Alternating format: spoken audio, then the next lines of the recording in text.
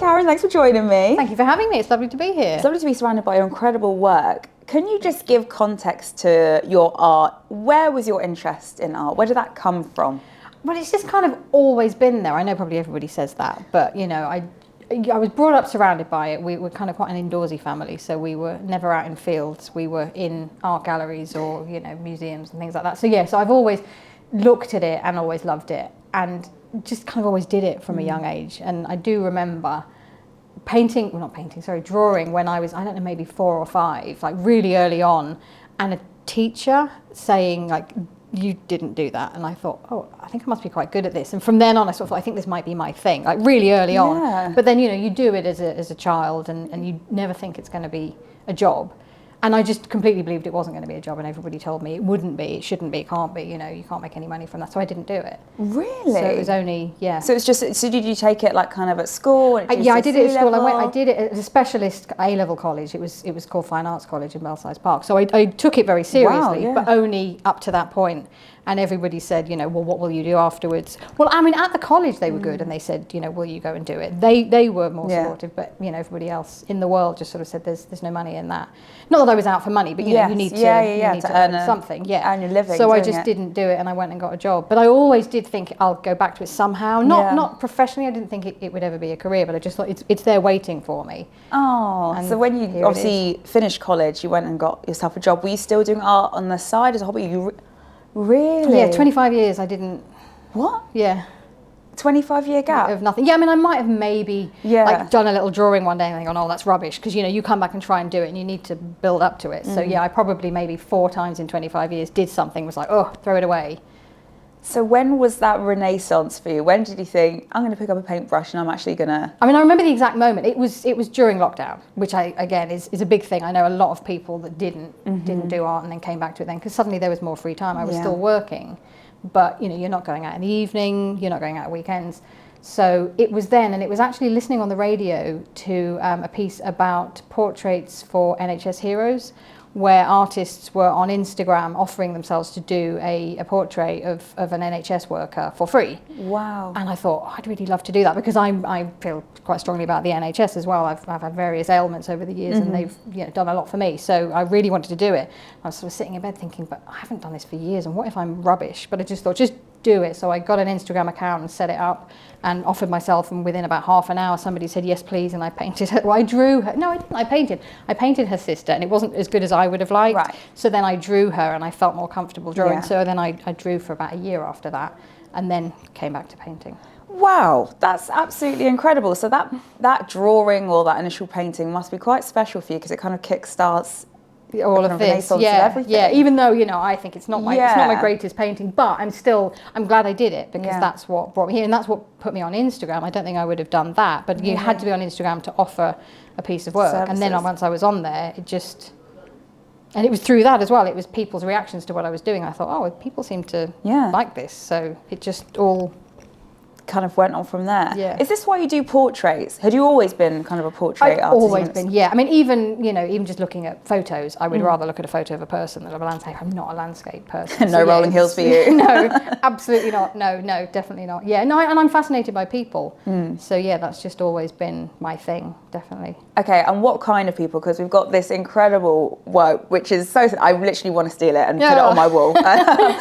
Can you talk to me a bit about where you draw inspiration for your work? I mean, in a way, it's like anti-inspiration. I try not to do certain things rather than I do try and do certain things. And I just feel we see so many thin bodies everywhere that I'm really bored of it. And it never interested me to paint sort of smaller bodies, even back when I was painting at college, because we had models come in and obviously they were all sort of young and attractive, and I found that really boring. So I used to go through magazines, because there was no internet then, looking for larger bodies, just because it was more interesting to me. So then when I came back to painting, that's when it all kind of clicked in. I was drawing, but I would do a painting and think, oh, it's not very good, and then I'd go back to drawing, and it was when I found a larger model, and suddenly I was like, this is it. This makes sense. So it's really just preference for not wanting to see more thin bodies, and yeah, definitely a reaction to the fact that there are so many out there. Yeah, and I guess it's kind of interesting that yours just came out of just a personal preference, but actually it's kind of, you're making whether you mean to or not, you're kind of making a big statement. Which I realise now. Yeah. And I just really didn't. Which shouldn't be, by the way. It's ridiculous. Yeah, but it is silly, but it really is. well, because the norm and what society thinks are normal or an attractive or what is beautiful is...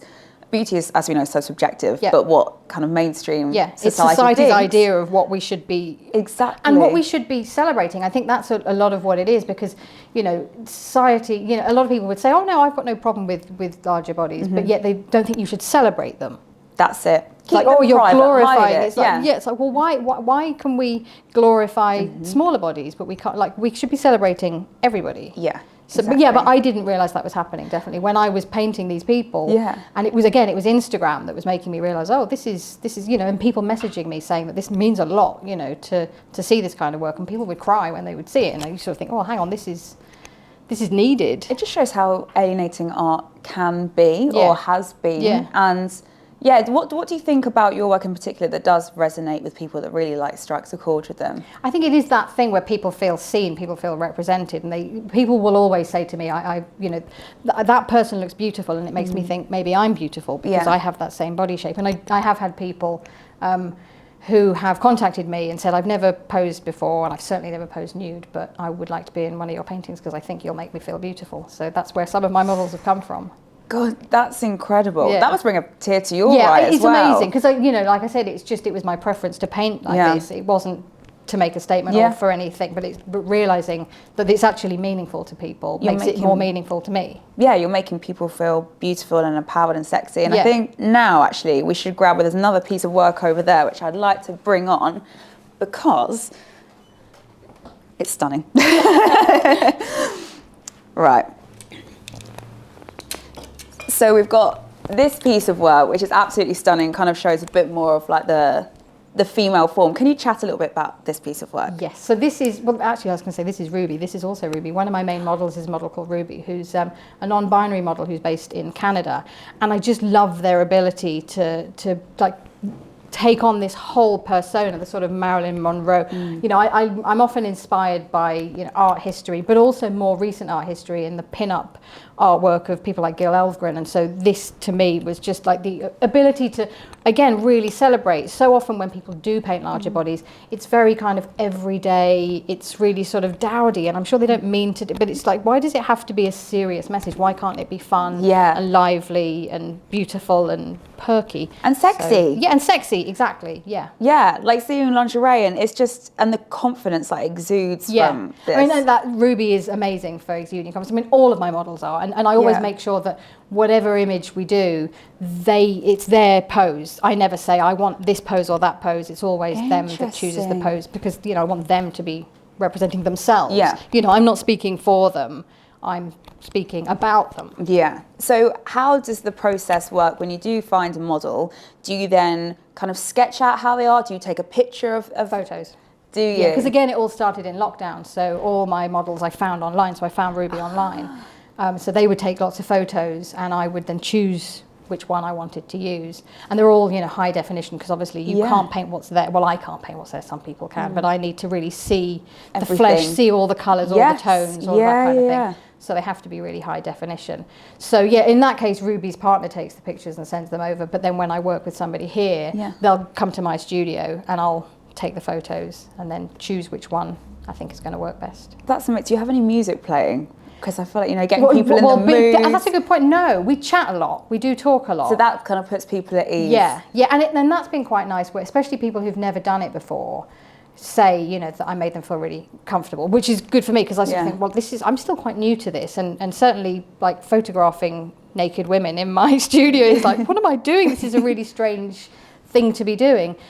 So it's nice to feel that I've made them feel comfortable, and they've made me feel comfortable, and, you know, you get to know them more, and it's nicer to produce a painting when you've got to know someone. And I feel like even just with these two paintings, it's just so full of joy. Yes. So drawing attention to this amazing painting of Ruby, the colours are sensational. Where do you kind of find your colour inspiration from? I mean, pink is a big colour for me, and it has actually come out through the paintings. I think when I first started, I was being really quite neutral with colours, and it was just, you know, the flesh tones that I was painting. But over time, I'd start to exaggerate the pink, and then this, I guess, is the the final result, when I just thought, you know what, And I painted this specifically for the Dubel Prize. I knew that I wanted something bigger. Yeah. I wanted sort of the showstopper piece. And I normally paint quite small, as you saw with the other one. So this was the first time I've gone as big as that. And so I thought this has to be...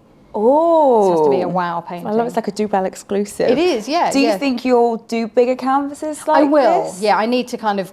This took ages to do because I paint with a really tiny brush. So, oh, really? Yeah. I mean, the detail of, you know, just the eyes there. You can literally see the reflection of the lights in the irises. Yeah, like I like it when you paint big enough that sometimes you can see, with my self-portrait, you can actually see my husband in my eyeball taking the photo. And so I painted that. No, I love that. I like being able, and that's the beauty of painting large, because I do like painting on a small scale.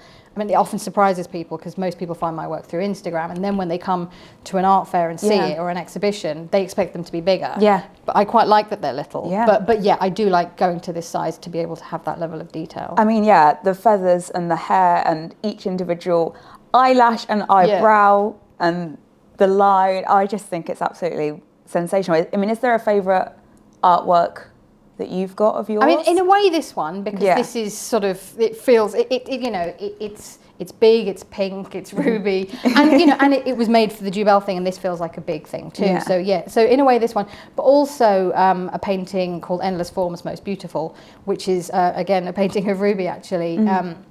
It's all quite red, and I don't think I realised how much I loved it until I took it off the wall. It's one of the few I have at home on my own wall, and I took it off the wall to bring for this, and I feel really sad that it's not there, and it's made me realise that I want to keep it. Yeah. So hopefully no one buys it. Buy all the other work, just not that one, thank you. So talking about the Dubel Prize, how did you find the Dubel Prize? What kind of pushed you to enter? I think I must have found it on Instagram, because that's usually where I find most things. So I think I saw it there, and I hadn't heard of it, and then I realised it was a new thing. And whenever I submit to anything, the first thing I always think about is who's the judging panel, because you know, you can usually only have one winner if there is a winner, or you can only have so many people in an exhibition if it's an exhibition. So I never enter thinking, well, that's what I'll get. I just think, well, who's the panel and who do I want to be seen by? And I thought it was a really interesting panel because it was a really varied panel. It's not kind of your usual. No. So, and there were people on it I really wanted to get my work in front of, so I thought, well, let's submit to that. Didn't really expect anything else to happen. And here we are. Yeah, so that was a bit of a shock. How did that feel when you got that call that you were a finalist? Yeah, that was crazy, because I knew I'd been shortlisted, so I had the date in the diary just in case, but you sort of think, well, it's not going to actually happen though, is it?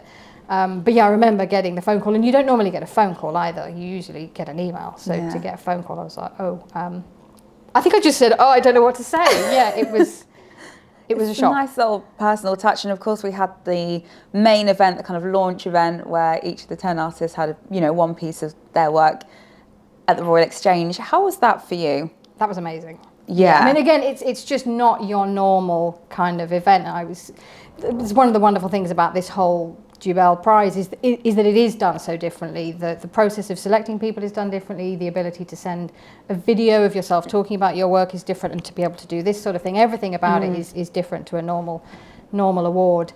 And so, yeah, that goes for the events. They're not your normal art events, and that's brilliant, because that's so nice for us. I know a lot of the idea is to introduce artwork to people who don't necessarily always look at it, but the same goes for us. We're used to going to certain types of art events, and these are not like that. This is not your normal art prize, which is what I love. And how does it feel to have your own dedicated event just full of 20 of your artwork, and you've not even necessarily won the prize yet? This is the prize. I mean, this is, to have that as a finalist that's the prize you've won. It's amazing.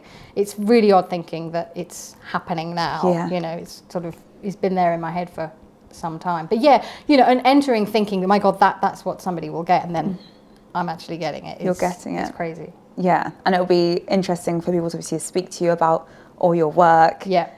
So what do you hope for the future? What are your kind of art ambitions, shall we say? I mean, everything, literally, they're endless. Now I've sort of come back to it, I've realised how important it is to me and how far I want it to go, which is to the ends of the earth. Absolutely, literally, I love that. I obviously, all the obvious things, like I want to improve my work, I want the work to be more challenging, to be more interesting, to be more technically good. But yeah, I want to go everywhere, and I want to take the work everywhere, and I want the work to matter, and I want people to see it, and I want to hang in the National Portrait Gallery. Well, there we go. That I foresee it. We're manifesting it for you. Yes. Karen, that was amazing. Thank you so much. Thank you.